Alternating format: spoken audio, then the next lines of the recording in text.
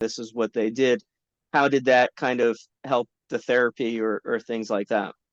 Yeah, because Jason, you see it because a lot of the families you'll have enabling on one or more of the parents when you have an adolescent that has these issues.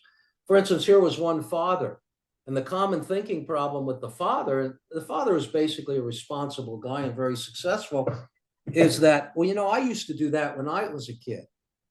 And what I would say to the father after reading the book, okay, you did that behavior, but did you lack a conscience? Were you concerned about behaviors hurting other people? And I would begin to point out the differences between him and his son, who was smoking pot chronically, getting into trouble and having assaults and so forth.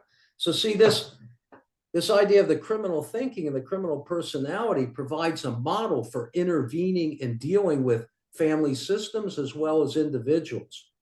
So what I might talk about, what did Jacobson and Samenow find in their work in doing these things? Well, they found what they would eventually call a criminal lifestyle, a way that these people interacted that was quite different than people who were responsible.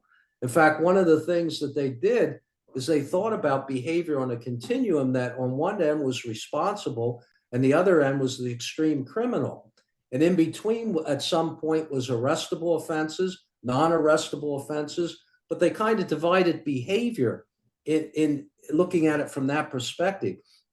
They threw out a lot of the psychodynamic things and the typical treatment approaches because they do help us understand the offender, but they were not useful in the treatment. And so they developed a model of what was called accountability.